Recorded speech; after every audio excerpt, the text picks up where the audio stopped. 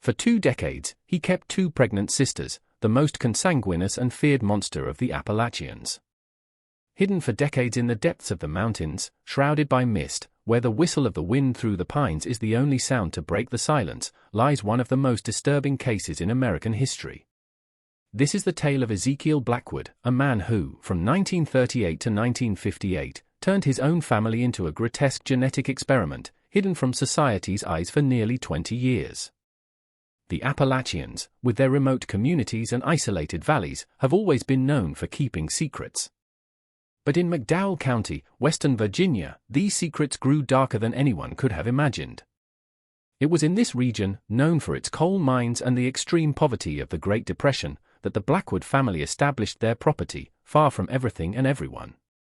At the end of an almost impassable dirt road, surrounded on all sides by dense forests, stood the Blackwood property. The main house was an old 2-story wood construction, partially hidden by century-old trees, while small makeshift huts around it served as extensions, forming a family complex isolated from the rest of the world. Born in 1905, Ezekiel Blackwood was the son of miners who died when he was just 12 years old. Raised by a distant and abusive uncle, he developed a reclusive and authoritarian personality. In 1930, he inherited the family property and brought his 2 younger sisters, Martha and Ruth, then 18 and 16, to live with him. The 3 siblings lived in isolation, with little contact to the local community. Behind those worn wooden walls, what no one knew was that Ezekiel was beginning to implement a distorted vision of family preservation, a vision that would result in a genetic nightmare of unimaginable proportions. He had a peculiar theory, explains Dr. Thomas Morgan, a historian specializing in Appalachian isolated communities. Based on a distorted understanding of genetics and influenced by eugenic ideas circulating at the time, Ezekiel believed that mixing family blood would strengthen certain characteristics he considered superior. He became obsessed with the idea of creating a pure Blackwood lineage. Martha Blackwood's first pregnancy occurred in 1938. Neighbors, who lived more than 5 kilometers away, believed she had married a man from another city. This supposed husband was never seen, but the explanation was accepted without question, common for a time and region where privacy was respected almost as a religion. People at that time and in that place lived by an unspoken code, says 93-year-old Eliza Jenkins, one of the few living people who had contact with the Blackwoods. You minded your own life and let others mind theirs. That's how we survived in the mountains. What Eliza and others didn't know was that there was no husband. Martha was carrying the child of her own brother, Ezekiel, the beginning of a macabre plan that would last over 2 decades. Less than a year later, Ruth also became pregnant. Once again, the story of a marriage to an outsider was spread. But within that isolated property, the 2 sisters had become prisoners of their own brother, forced to bear children in a distorted attempt to raise what Ezekiel called the perfect Blackwood lineage. Decades later, found records would reveal that between 1938 and 1958, Martha gave birth to 9 children, while Ruth had 7. 16 children, born of consanguineous unions, were condemned before they even entered the world. What we need to understand is that while knowledge about the effects of consanguinity existed at the time, it was not widespread, especially in isolated rural communities, explains Dr. Caroline Fisher, a geneticist from West Virginia. Unions between cousins were relatively common in some rural areas until the mid-20th century, but sibling unions were universally taboo. Ezekiel was not only ignoring social norms, he was deliberately challenging them based on his own distorted theories. The genetic consequences proved devastating. Of the 16 children born, records indicate only 11 survived beyond early childhood. Among the survivors, serious health problems were the rule, not the exception. When we talk about close consanguinity, like between siblings, we face a scenario where harmful recessive genes have a much greater probability of manifesting, Dr. Fisher continues. This can result in a variety of conditions, from congenital heart problems to severe intellectual deficiencies and physical deformities. Martha's first child, Joseph, born in 1938, seemed apparently healthy in his early years, giving Ezekiel false confirmation of his theories. However, as more children were born, the problems began to manifest more and more evidently. Martha's fifth son, born in 1945, had a severe cardiac malformation and died before turning 2. Ruth's third daughter was born with polydactyly, with 6 fingers on each hand. To keep his terrible secret, Ezekiel rarely allowed the children to leave the property. The few who were occasionally seen in the nearest town were always accompanied by Ezekiel himself, who would explain their unusual appearances as the result of a family disease. This extreme isolation was crucial for the horror to continue for so long. Ezekiel controlled every aspect of life on the property. He was the only one who went to town for supplies and to interact with the outside world. Effectively prisoners, Martha and Ruth cared for the children and maintained the property under their brother's vigilant eye. The control he exercised was absolute, says Dr. Morgan. Based on diaries found later, we know Ezekiel kept a meticulous record of every pregnancy, every birth, even the physical characteristics each child developed. It was as if he were conducting a horrible experiment, using his own family as guinea pigs. The isolation, the widespread poverty of the region, and a natural distrust of outsiders created the perfect environment for this situation to continue undetected for almost 2 decades.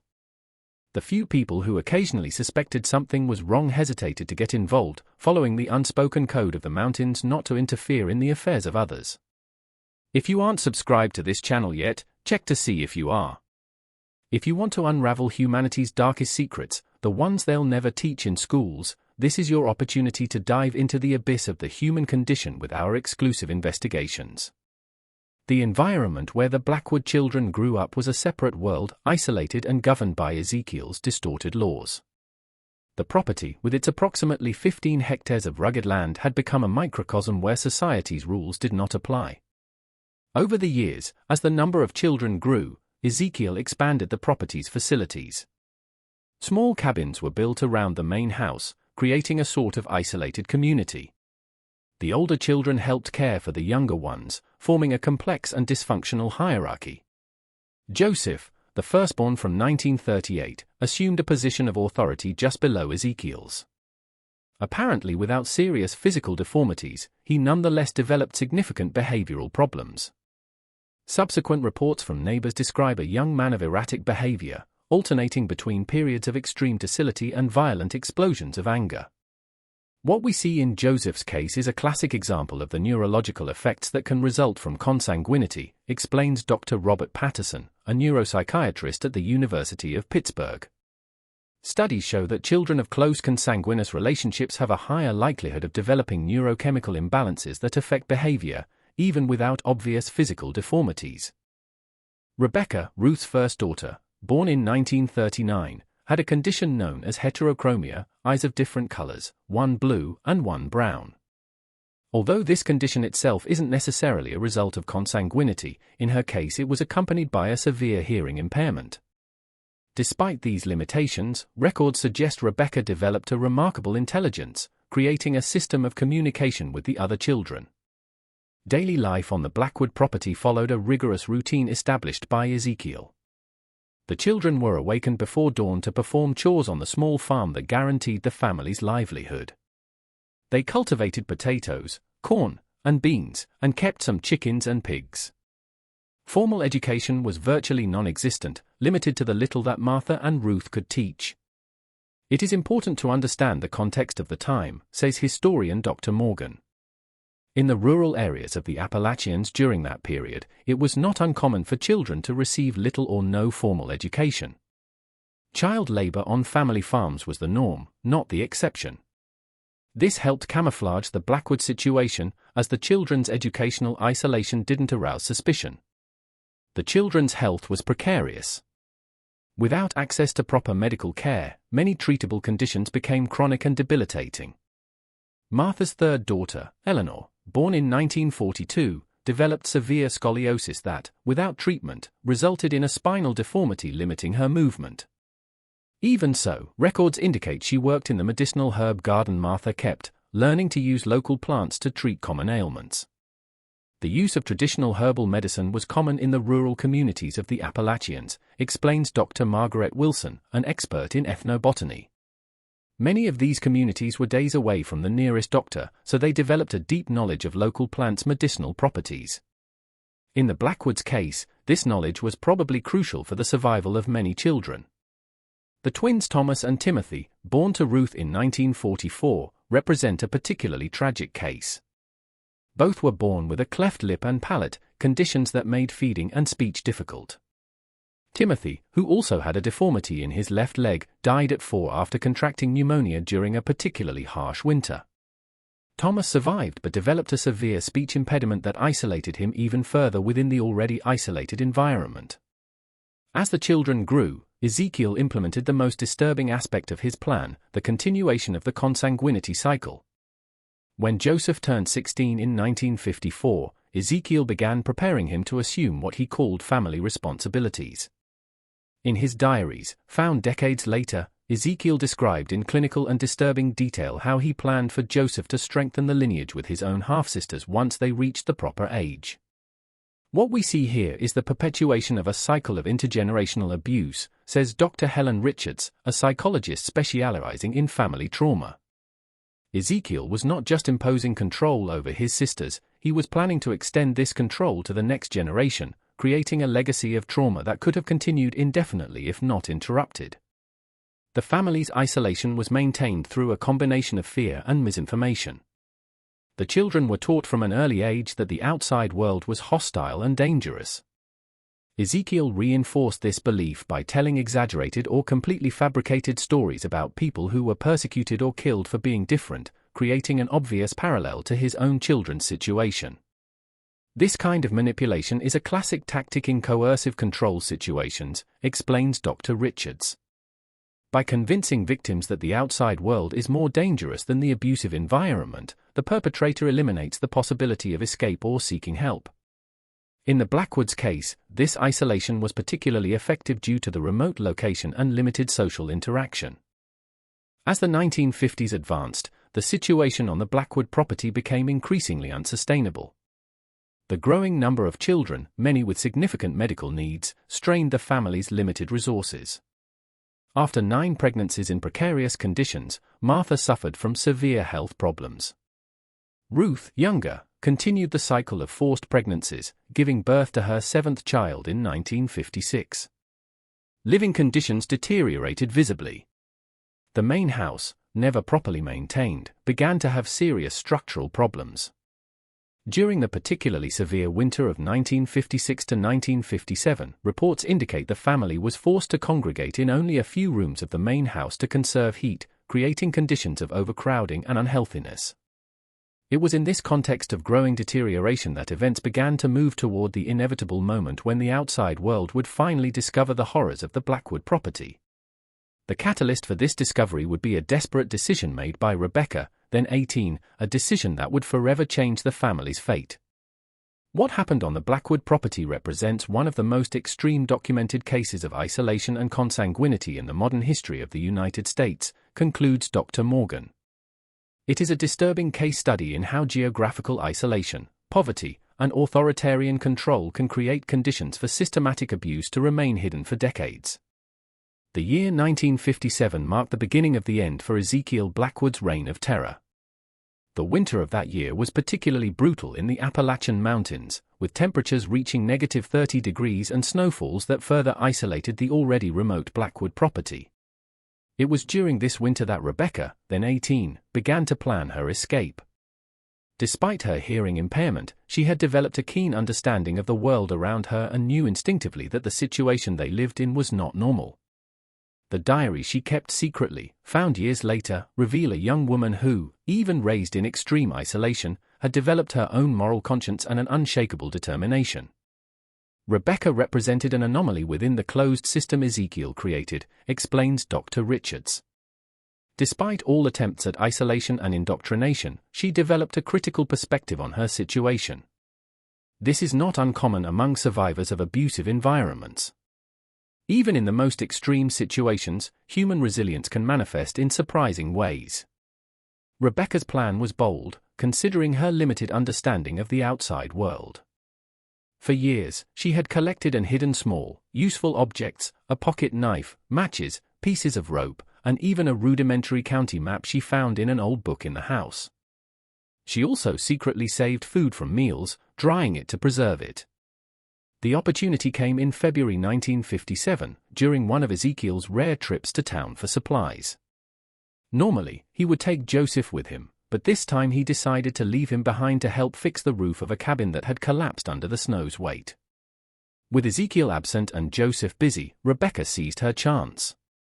Taking only a small bundle with her few belongings and provisions, she escaped into the forest in the middle of a snowfall, using the bad weather to cover her tracks. What followed was an epic and desperate journey. For 3 days, Rebecca wandered through the snow-covered mountains, guided by the sun during the day and the stars at night, as she had learned from observing Ezekiel. Without proper equipment and facing freezing temperatures, she suffered from hypothermia and severe frostbite. When we think about what Rebecca faced, it's almost unbelievable that she survived, says Dr. William Harper, a remote medical expert. A young woman with a hearing impairment, no experience in the outside world, crossing one of the most inhospitable regions of the Appalachians during a blizzard, the odds were minimal. Her survival speaks volumes about her willpower. On the morning of the 4th day, a local hunter named Edgar Thompson found Rebecca. He had initially mistaken her for an injured animal. Semi-conscious and suffering from advanced hypothermia, she was rushed to the small clinic in Welsh, the nearest town. What followed was the slow unfolding of a horror the local community could barely comprehend. Unable to speak due to exhaustion and her hearing limitations, Rebecca initially communicated through rudimentary drawings. It was a nurse, Sarah Collins, who finally established an effective communication system with the young woman. "I will never forget the moment I understood what she was trying to tell us," Collins said years later in a local newspaper interview. "At first, I thought she was confused, that it was impossible. But the more she explained, the clearer it became that we were facing something truly horrible." The local sheriff, initially skeptical Frank Miller, organized a small expedition to the Blackwood property to investigate Rebecca's allegations. What they found confirmed their worst fears. 15 people living in deplorable conditions, many with visible deformities and significant signs of neglect. "It was like entering another world," said Deputy James Wilson, who accompanied the sheriff on that first visit. The main house was in a state of advanced decay. The smell of mold and sickness was oppressive. The younger children stared at us as if they'd never seen strangers before. Some hid, others were paralyzed with fear. Ezekiel, surprised by the authorities' arrival, initially tried to explain the situation as a case of an unusual family who preferred isolation. When confronted with Rebecca's specific allegations, he became aggressive and tried to resist arrest, requiring several deputies to subdue him. Martha and Ruth, after decades of abuse and isolation, showed clear signs of deep psychological trauma.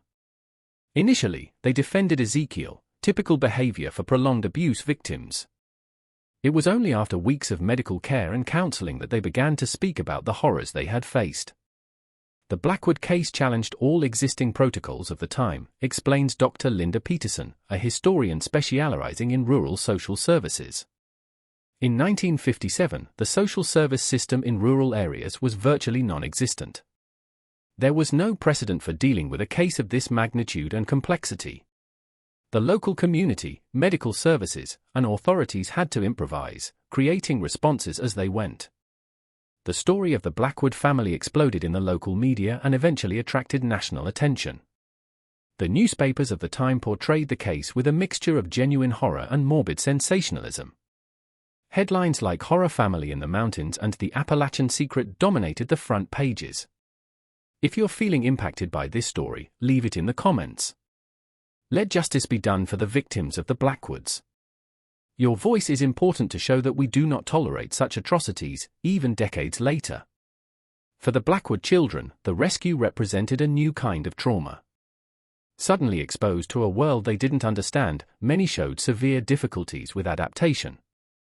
The authorities struggled to determine what to do with them, as there were no adequate facilities for their specific needs. The system was simply not prepared for such a case, continues Dr. Peterson. There were no institutions specialized for children with multiple deficiencies resulting from consanguinity.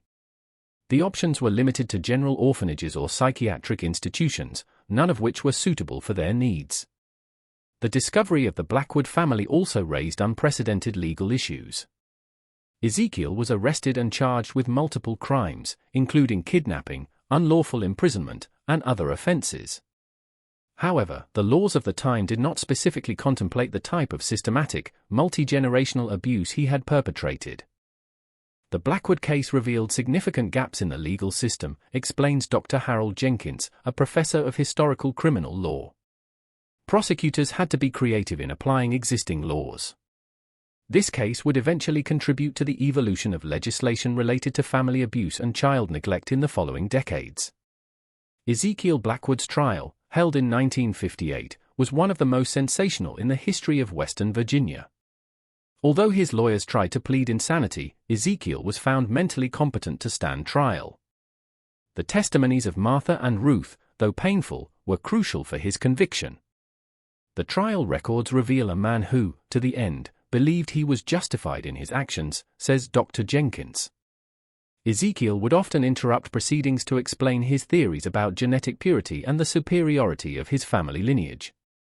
His apparent lack of remorse shocked even the most experienced court observers. Ezekiel Blackwood was sentenced to multiple consecutive prison terms, ensuring he would remain incarcerated for life. He died at the West Virginia State Penitentiary in 1972, apparently without ever showing remorse for his actions. For Martha and Ruth, the rescue brought a freedom that was initially as frightening as their captivity. After receiving extensive medical treatment, the two sisters were gradually reintegrated into society. Martha, whose health had been severely compromised by 9 pregnancies in precarious conditions, never fully recovered. She lived her final years in a nursing home in Charleston, where she died of heart complications in 1975. Ruth, being younger and having suffered less physical damage, achieved a more substantial recovery. With the help of social programs and support from local religious groups, she eventually learned to read and write and spent her last years working as a volunteer at a shelter for female victims of domestic violence. She died in 1988, having dedicated 3 decades of her free life to helping other women escape abusive situations. Ruth's story represents a remarkable testament to human resilience, says Dr. Richards. After decades of unimaginable abuse, she not only survived but found purpose in helping other victims. Her journey reminds us that even after the most severe trauma, recovery and transformation are possible. The consequences of Ezekiel Blackwood's distorted genetic experiment extended far beyond the initial rescue of the children in 1957. For the 11 surviving children, the impact of extreme consanguinity would shape the rest of their lives, creating medical, psychological, and social challenges that the science of the time barely began to understand. The Blackwood case represents one of the first documented studies of extreme multigenerational consanguinity in the United States, explains Dr. Edward Roberts, a geneticist at Johns Hopkins University. Scientifically, it provided valuable insights into the effects of severe endogamy in humans, albeit at an unacceptable human cost. Initial medical evaluations of the Blackwood children revealed an alarming spectrum of conditions. Beyond the visible physical deformities, like Eleanor's scoliosis, Thomas's cleft lip, and the polydactyly observed in several siblings, more detailed exams revealed even more serious internal problems. 6 of the 11 children had congenital heart defects of varying severity. 8 showed impaired kidney function.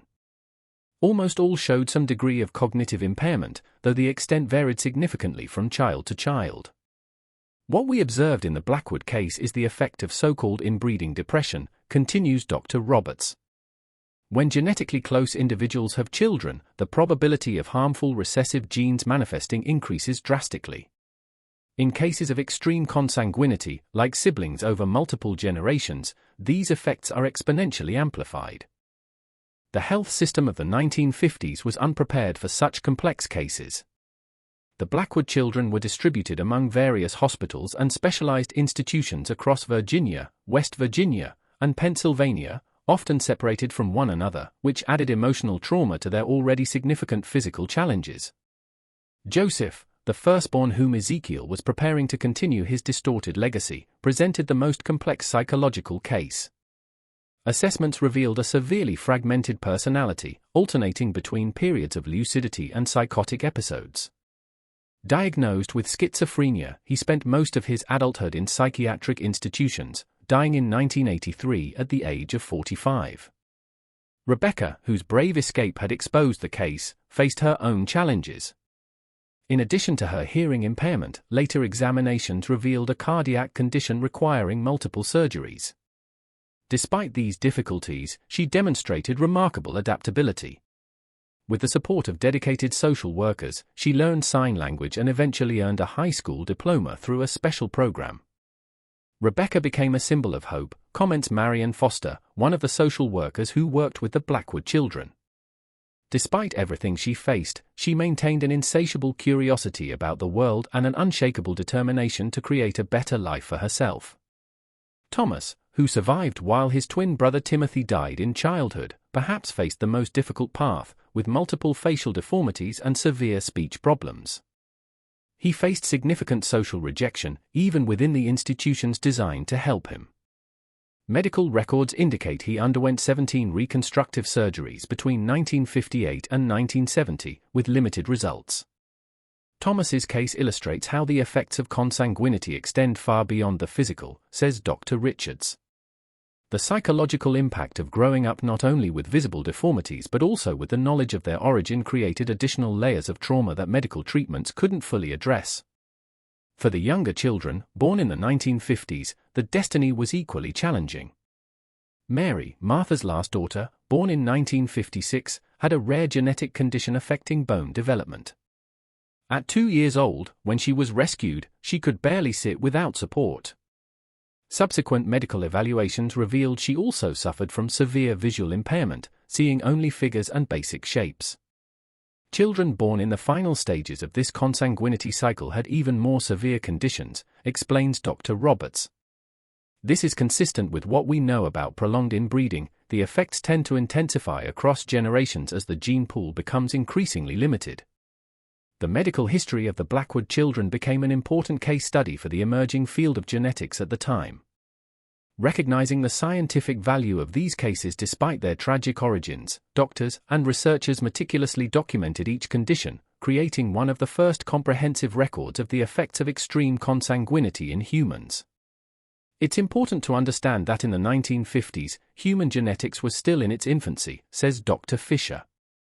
DNA had only been identified as the genetic material a few years earlier in 1944, and its structure was discovered by Watson and Crick in 1953. The Blackwood case occurred at a pivotal moment for genetic science. The information gathered from the Blackwood children contributed significantly to the scientific understanding of heredity mechanisms and the risks of consanguinity. Studies based on their cases were published in medical journals throughout the 1960s and 1970s, always using pseudonyms to protect their identities. Beyond medical challenges, the Blackwood children faced significant obstacles to social integration. Having grown up in extreme isolation, many showed severe difficulties with socialization and adapting to basic behavioral norms. Some never developed common skills or appropriate language levels, remaining functionally nonverbal despite years of therapy. What we see in the most severe cases among the Blackwood children is the combined impact of compromised genetics and extreme social deprivation, explains Dr. Patterson. It's impossible to completely separate how much of their cognitive and behavioral challenges resulted from genetic factors and how much was a consequence of the isolated, abusive environment in which they were raised. The social assistance system of the 1950s and 60s struggled to properly handle such complex cases. Many of the Blackwood children went through multiple placements, transferred between orphanages, hospitals, and specialized institutions as their needs evolved or when existing facilities proved inadequate. We must remember this was a time when institutionalization was the standard response for children with significant disabilities, says Dr. Peterson. The models of community integration and family-centered services we consider standard today simply didn't exist as viable options. Some of the Blackwood children, particularly those with less severe disabilities, eventually achieved a degree of independence. Eleanor, despite her severe scoliosis, developed exceptional handicraft skills and eventually made a living creating detailed tapestries, some of which were exhibited in regional folk art galleries. Rebecca, whose escape had exposed the case, perhaps built the most conventional life among all the siblings. After completing her education, she worked as an assistant in a Pittsburgh library for over 3 decades. Though she never married or had children, a decision her diary suggests was influenced by the fear of passing on troubled genes, she developed a close circle of friends and was known for her advocacy for people with disabilities. Rebecca's journey from extreme isolation to a life of her own is remarkable, says Dr. Richards. She transformed her trauma into a commitment to helping others, particularly those with hearing impairments. Her diaries reveal someone who spent her life seeking to understand her own story and use that understanding to create positive change. For others, however, Ezekiel Blackwood's legacy proved impossible to overcome. 4 of the 11 surviving children never left institutional environments, requiring 24-hour care due to the severity of their physical and cognitive conditions. The institutions where they lived reported that, even decades after their rescue, some still exhibited severe trauma behaviors, like repetitive rocking or reacting with terror to certain stimuli that triggered traumatic memories. Over the years, researchers and doctors continued to monitor the Blackwood children, always with their consent or that of their legal guardians. This long-term follow-up provided valuable insights into how the effects of consanguinity and prolonged trauma evolve throughout a lifetime. What we learned from following the Blackwood children is that some conditions tend to worsen with age, explains Dr. Roberts. For example, heart problems that were manageable in youth often became more severe in middle age. Several developed kidney failure at relatively young ages, requiring dialysis or transplants. The life expectancy of the Blackwood children proved to be significantly reduced. Of the 11 rescued in 1957, only 3 lived beyond the age of 50. Most died from complications related to the congenital conditions that were exacerbated by aging. Every body system was somehow affected by the consanguinity, continues Dr. Roberts. Their compromised immune systems made them more vulnerable to infections. Metabolic problems made regulating blood sugar difficult. Bone deformities often led to early and severe arthritis. It was as if they were aging at an accelerated rate. Rebecca, the most resilient of the group, was also the one who lived the longest. She died in 2010 at the age of 71 from complications related to congestive heart failure, a condition she had managed for decades. Her diaries, covering more than 60 years, were donated to the University of West Virginia, where they form a valuable archive for researchers in genetics, psychology, and history. Rebecca's diaries are extraordinary, says Dr. Peterson, who helped catalogue the collection. They document not only her own journey but also offer a unique perspective on the evolution of social and medical understanding of disability throughout the second half of the 20th century. She watched and commented on how attitudes toward people like her and her siblings changed over time. The Blackwood genetic legacy extended beyond the first generation. Although most of the children never had children of their own, either due to infertility from their genetic conditions or by personal choice, 3 of them eventually formed families. Eleanor had a daughter, Sarah, with a man she met through a community arts program.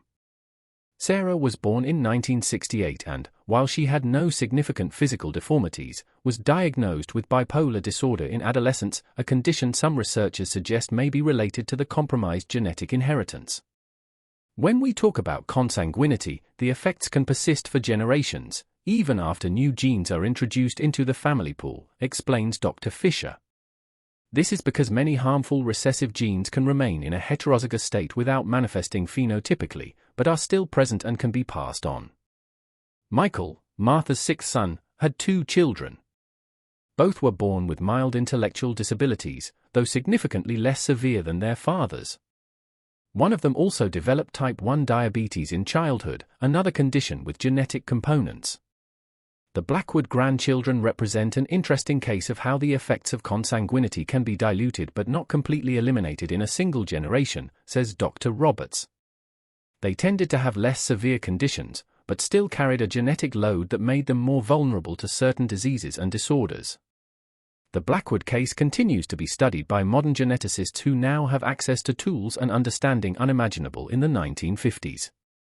DNA samples, preserved with consent during medical examinations over the years, have recently been analyzed using advanced genomic technologies, revealing with unprecedented accuracy the specific mechanisms by which consanguinity affected the family. What we're discovering now with modern genomic analysis is that the impact of consanguinity on the human genome is even more complex than we imagined, explains Dr. Fisher. It's not just about individual genes, but how whole gene systems interact. The Blackwood case is helping us map these pathways, which may eventually benefit our understanding of rare genetic diseases in general. In the Appalachian Mountains, memories are long, and stories persist through generations like the mist in the valleys. More than 6 decades after the Blackwood family's discovery, the echoes of that tragedy continue to reverberate, both in the region where it occurred and in the broader scientific and social understanding of consanguinity. The Blackwood property, the scene of horror for nearly 2 decades, stood abandoned for many years after the children's rescue. The local community, deeply impacted by the revelation of horror so close to home, seemed reluctant to approach the place. The main house eventually collapsed under the weight of years of neglect, and the forest gradually reclaimed the small huts that once sheltered the Blackwood children. There was a feeling among the locals that this place was somehow stained, explains Harold Jenkins, a local historian born in 1945 who spent his life documenting the history of McDowell County. It wasn't superstition in the conventional sense, these were practical people, but there was a tacit consensus that that land should be left in peace as a form of respect for the victims. In 1972, the same year Ezekiel Blackwood died in prison, the county finally took possession of the property due to unpaid taxes. After considerable debate about what to do with the land, it was decided to turn it into a small nature reserve. Today, the Hope Springs Memorial Park occupies the site, with hiking trails and picnic areas. A small, discreet plaque at the entrance acknowledges the location's dark history, dedicating the park to the resilience of the human spirit in the face of extreme adversity. For the local community, the Blackwood case represented a significant inflection point. The intense national media scrutiny that followed the family's discovery forced a re-examination of the practices and attitudes that had allowed such a situation to persist for so long without intervention. The unspoken code of not interfering in others' affairs, which was so strong in the rural Appalachian communities, began to be questioned, says Dr. Peterson.